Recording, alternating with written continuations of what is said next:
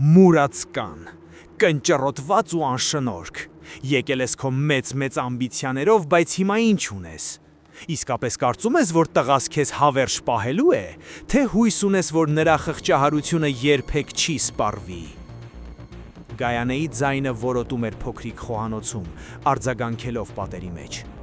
Նա երկու ձեռքով ամուր հենվել էր սեղանին, մարմնով առաջ թեքվել ու նայում էր հարսին այնպիսի հայացքով, ասես նրան հենց նոր ամենաստոր գողության վրա էր բռնացրել։ Սկեսրոջ դեմքն այդ պահերին ստանում էր տհաճ, մուգ մանուշակագույն երանգ, հասած ու արդեն փտող սալորի պես, իսկ աչքերը փայլում էին վիրավորանք հասցնելու անսպառ ցանկությունից։ Սոնան վաղուց արդեն չէր զարմանում կատաղության այս հանկարծակի բռնկումներից։ Նա պարզապես լուռ կանգնել էր միջանցքում, նոութբուքը սեղմած կրծքին և համբերատար սպասում էր, մինչև փոթորիկը մի փոքր հանդարտվի։ Նրա ամուսինը, Կարենը, բարեբախտաբար աշխատանքի էր, ուստի ստիպված չէր լինի լսել մոր հերթական մենախոսությունը աղքատ ազգականների և ձրիակեր կանանց մասին, ովքեր քանդում են իրենց տղաների կյանքը։ Սոնան լավ գիտեր, որ նույնիսկ եթե Կարենն այստեղ լիներ, միևնույն է, լռելու էր։ Դա նրա գոյատևման միակ ռազմավարությունն էր այս տանը, դառնալ անտեսանելի և անձայն, երբ մայրը արդարադատություն էր իրականացնում։ Գայանեն շարունակում էր թվել մեղադրանքները, հիշելով ամեն մի մանրուք։ Սոնան մակաբույծ է, 3 տարվա մեջ մի լումա չի վաստակել, նույնիսկ տան մաքրությունն է թերի անում, իսկ տունը շնչում է միայն Կարենի տքնաջան աշխատանքի շնորհիվ։ Բայց երիտասարդ կինն արդեն չէր լսում։ Նա մտովի այլ ուր էր։ Նա զգուշությամբ դրեց նոութբուքը պայուսակի մեջ, հանգիստ թաքավ վերարկուն և առանց նույնիսկ հայացքն ուղղելու դեպի սկեսուրը լուռ դուրս եկավ բնակարանից։ Աստիճաններով արագ իջնելիս Սոնայի աչքի առաջ միայն այն թվերն էին, որոնք տեսել էր ընդամենը 10 րոպե առաջ, 3 ստորակետ և այնքան շատ զրոներ, որոնք սկզբում թվացել էին տեխնիկական սխալ։ Նա դեռ դժվարությամբ էր հավատում, որ այդ հաշվեկշիռն իրականում իրենն է, որ իր անունն է գրված այդ հաշվի վերևում։ Ամեն ինչ սկսվել էր 3 տարի առաջ, երբ հարսանիքից հետո նրանք տեղափոխվեցին այս հին 5 հարկանի շենքի մի սենյականոց բնակարանը։ Կարենը լավ ինժեներ էր, վաստակում էր բավականին նորմալ, բայց սեփական մեծ տան և նորմալ կյանքի համար դեռ շատ էր պակասում։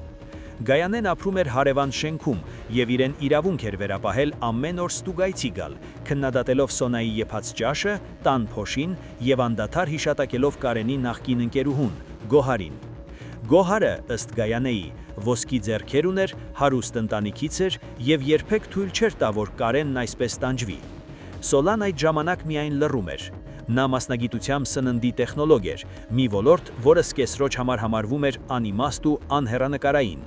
Բայց երբ երեխան ծնվեց և Սոնան անցավ դեկրետային արձակուրդի, նա չնստեց ձեռքերը ծալած։ Գիշերները, երբ բոլորը քնած էին, նա սկսեց տեսահոլովակներ նկարահանել առողջ սննդի, մթերքների քիմիական կազմի և տեխնոլոգիական նրբությունների մասին։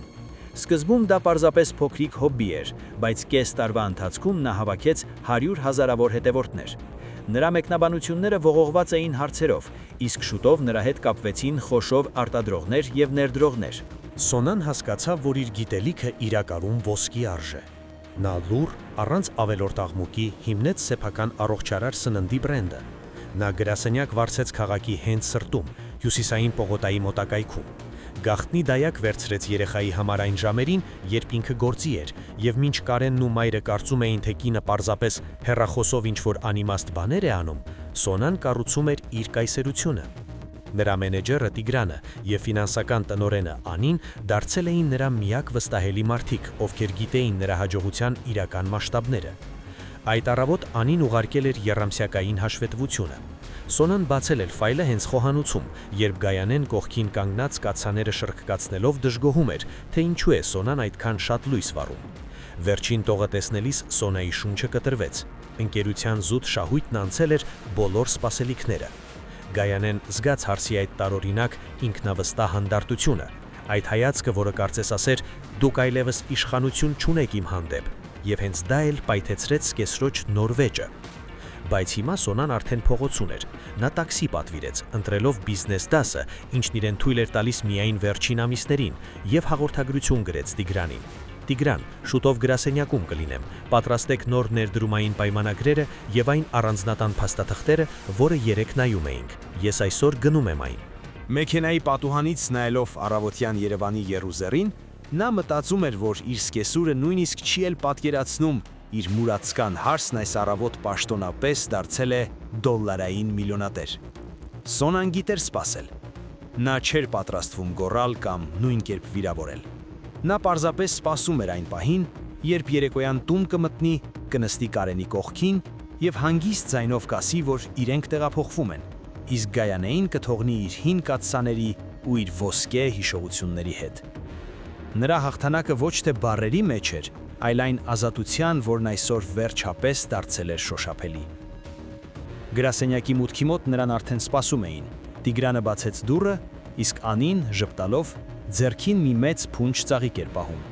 «Շնորհավորում ենք, տնօրեն, մենք դա արեցինք», ասացին նրանք։ Սոնան ժպտաց, վերջապես խորը շունչ քաշեց ու հասկացավ. կյանքի իրական պատմությունը հենց նոր է սկսվում։